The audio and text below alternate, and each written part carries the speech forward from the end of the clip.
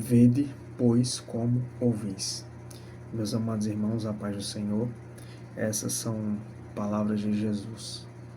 Está escrito lá no livro de Lucas, capítulo 8, versículo 18, onde Jesus fala: Vede, pois, como ouvis.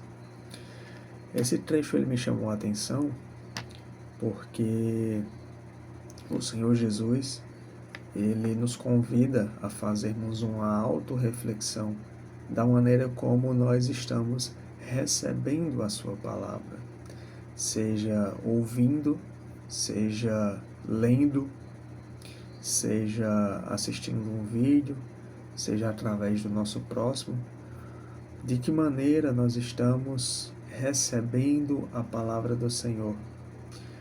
Nós estamos recebendo de qualquer forma, ouvindo sem praticar, ou verdadeiramente estamos buscando aplicar a palavra do Senhor em nossa vida.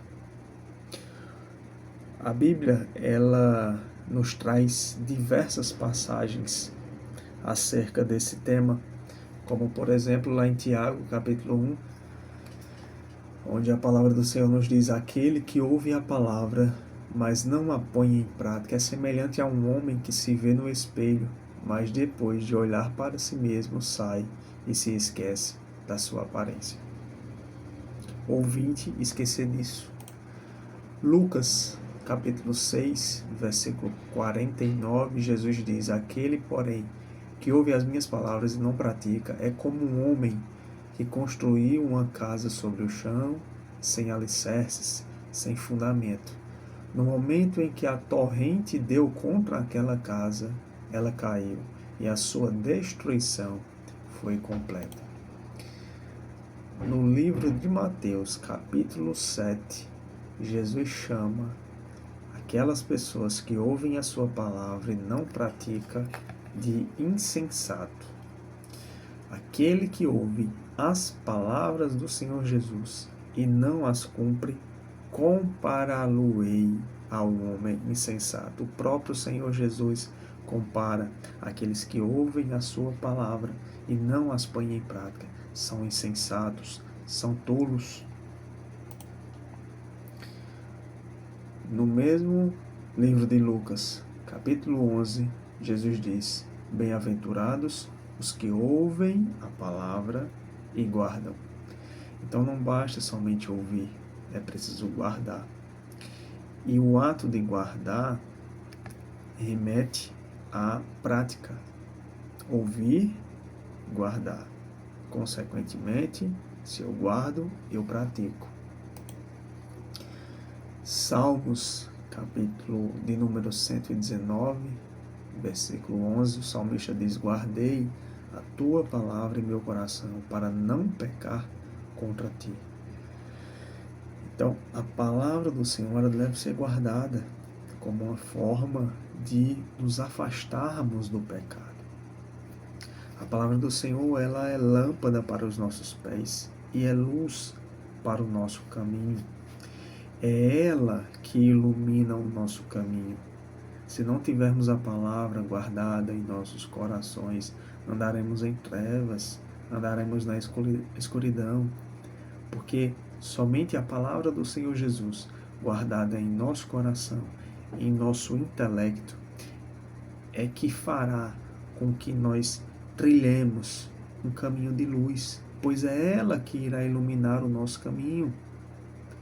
Nós não podemos conduzir a nossa vida de qualquer maneira, achando que do nosso jeito dará certo, porque o que deve regrar e conduzir a minha e a tua vida é a palavra do Senhor Jesus.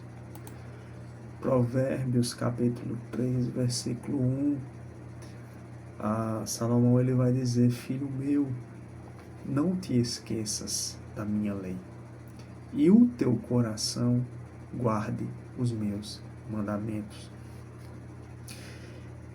Para que eu não esqueça da lei do Senhor, eu devo estar em constante contato com a lei do Senhor, porque tudo aquilo que cai em desuso, nós esquecemos.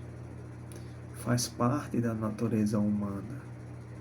Faz parte do nosso ser esquecer das coisas. Então, se nós não estivermos em contato, nos alimentando do pão vivo, do pão espiritual, que é a palavra do Senhor, nós iremos nos esquecer. E também é orientação da parte do Senhor nós não nos esquecermos. Filho meu, é o próprio Espírito Santo dizendo para mim e para você: filho, não te esqueças da minha lei. Há pessoas que começam a caminhada cristã buscando a face do Senhor, buscando a palavra do Senhor, se envolvem, se aprofundam, mas depois de um tempo elas se acham no direito de deixar de lado, porque já conhecem. Mas aquilo que cai no desuso, mais uma vez, nós esquecemos. Nós não podemos nos afastar do contato com a palavra do Senhor Jesus. Nós não podemos ser ouvintes esquecidiços. Lá em Ezequiel, no capítulo 33, no versículo 31, ele diz: eles vêm até você, como o povo costuma vir, assentam-se diante de você, como meu povo, e ouvem as suas palavras, mas não as põem em prática. Então, de nada adianta, meu irmão, ouvir a palavra, ir até os cultos, frequentar a igreja e não aplicarmos a palavra do Senhor em nosso cotidiano, em nossa vida. E para finalizarmos, nós temos o conselho do Senhor para nós que se encontra lá em Tiago, capítulo 1, versículo 25, que diz: aquele, porém, que atenta bem para a lei perfeita da liberdade. O que é a lei perfeita da liberdade? A palavra do Senhor. Aquele que atenta bem para a lei perfeita da liberdade, e nisso persevera, não sendo ouvinte esquecidiço, mas fazedor, cumpridor da obra, esse tal será bem-aventurado no seu feito.